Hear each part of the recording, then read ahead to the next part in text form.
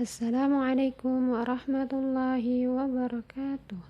Bagaimana kabarnya anak-anak ustazah pada pagi hari ini? Alhamdulillah, luar biasa, tetap semangat, Allahu Akbar. Sebelum kita memulai pembelajaran pada hari ini, marilah kita berdoa dulu. Bismillahirrahmanirrahim. Raditu billahi rabba wa bil islami dina wa bi muhammadin nabiyya wa rasula. Rabbi jidni ilman nafi'a warzuqni fahman kamila. Rabbi syrah li sadri wa yassir li amri wahlul 'uqdatam min lisani yafqahu qawli. Allahumma aftah lana hikmataka wanshur alaina rahmataka min khazaini rahmatika ya arhamar rahimin. Amin. Pembelajaran SKI kita pada hari ini mengenai ketabahan Nabi Muhammad SAW dalam berdakwah. Nah, sebelum kita membahas tentang ketabahan Nabi Muhammad dalam berdakwah, kita ulang dulu sedikit pembelajaran minggu pertemuan kemarin. Nah, kemarin kita sudah membahas beberapa faktor yang mendorong kaum kafir Quraisy menentang dakwah Nabi Muhammad SAW. Ada 5 kemarin. Pertama, persaingan berebut kekuasaan. Kedua, hilangnya kasta.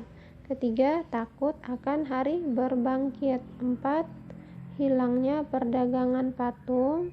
Dan kelima, larangan taklid kepada nenek moyang. Sekarang mari kita bahas ketabahan Nabi Muhammad dalam berdakwah.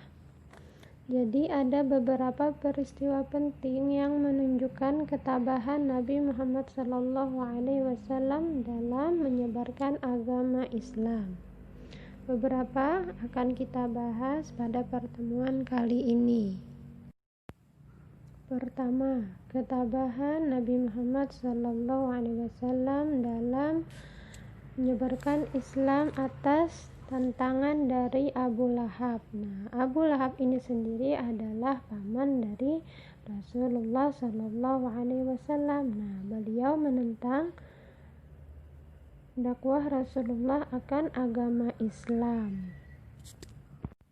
Bahkan pernah dikisahkan suatu ketika Rasulullah pernah mengumpulkan orang-orang di Bukit Safa di dekat Ka'bah.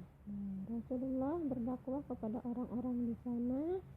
Kemudian Abu Lahab juga datang ke sana. Nah, beliau bukannya mendukung dakwah Rasulullah, beliau malah mencemooh Rasulullah dengan mengatakan, "Celakalah engkau wahai Muhammad." Nah, begitu kata Abu Lahab. Kemudian turunlah ayat Al-Quran dari Allah, yaitu Surah Al-Lahab ayat 1-5 yang berisikan ancaman Allah kepada Abu Lahab. Nah, di saat itu Abu Lahab mengancam Rasulullah, tapi Allah membela Rasulullah dengan menurunkan surah yang isinya mengancam balik Abu Lahab. Nah, yang kedua ada ketabahan atas ancaman para penguasa Makkah. Nah, pada zaman dulu, waktu awal-awal Rasulullah berdakwah, itu para penguasa Mekah belum mau masuk Islam. Nah, kebanyakan pertama-tama yang masuk Islam itu kaum wanita, budak, pekerja, dan orang-orang miskin serta lemah. Meskipun banyak para penguasa Mekah yang masih menolak bahkan mengancam dakwah Rasulullah, namun Rasulullah ada paman beliau yang senantiasa membela beliau, yaitu Abu Thalib. Kemudian ketabahan Rasulullah selanjutnya adalah atas bujukan Walid bin Mughirah. Nah, gagal dengan berbagai ancaman, kaum kafir Quraisy kemudian mengirimkan Walid bin Mughirah dengan membawa seorang pemuda bernama Umarah bin Walid. Nah, Umarah bin Walid adalah seorang pemuda yang gagah dan tampan. Kemudian Walid bin Mughirah berkata kepada Abu Talib, "Ambillah pemuda ini menjadi anakmu, tetapi serahkan Muhammad kepada kami untuk kami bunuh." Nah, langsung saja paman Nabi, yakni Abu Talib, langsung menolak keras tawaran dari Walid bin Mughirah. Kemudian ketabahan atas bujukan Utbah bin Rabi'ah. Nah, kaum kafir Quraisy ini selalu mencoba berbagai macam cara agar mereka dapat mengambil Rasulullah dari Abu Talib dan menghentikan dakwah Rasulullah. Nah, jadi Utbah bin Rabi'ah ini menawarkan tahta, harta, wanita, dan apa saja yang diinginkan kepada Nabi Muhammad, asalkan Nabi Muhammad menghentikan dakwahnya.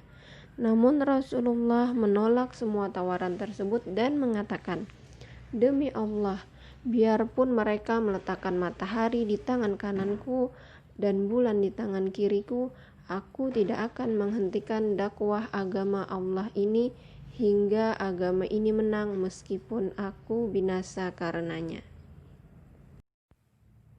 Yang selanjutnya ada ketabahan Nabi Muhammad atas siksaan kaum kafir Quraisy.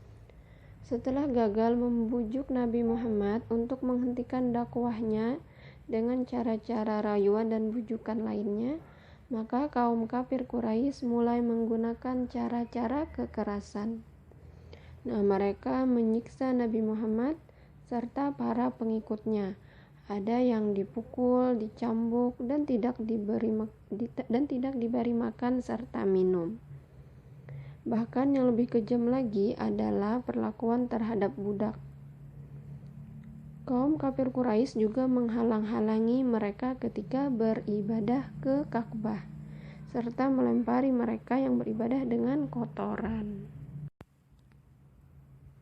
Kemudian yang terakhir ada ketabahan Nabi Muhammad atas pemboikotan yang dilakukan oleh Bani Hashim.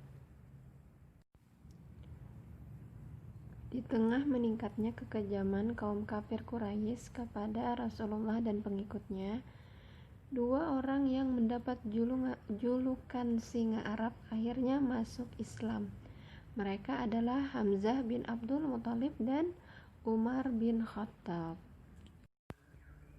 Kaum kafir Quraisy berpendapat bahwa kedudukan kaum muslimin semakin kuat.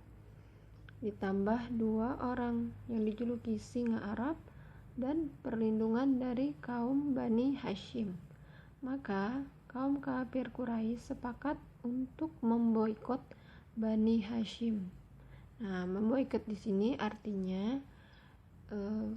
para kaum kafir Quraisy tidak melakukan hubungan jual beli, pernikahan maupun transaksi lainnya maupun kerjasama lainnya terhadap Bani Hashim. Nah, jadi Bani Hashim di sini terkucilkan.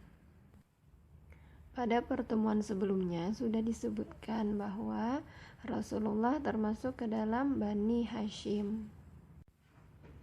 Nah, akibat dari pemboikotan tersebut, maka Bani Hashim mengalami penderitaan yang luar biasa.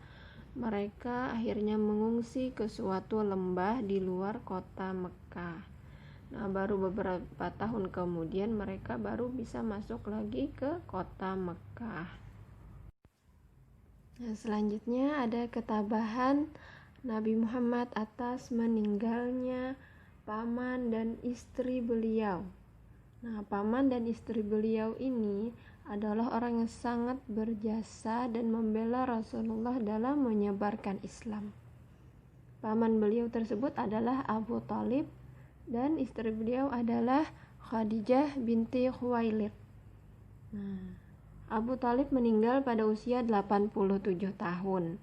3 hari kemudian meninggallah istri tercinta Rasulullah, yaitu Khadijah. Peristiwa itu terjadi pada tahun ke-10 kenabian. Nah, tahun itu disebut dengan tahun kesedihan.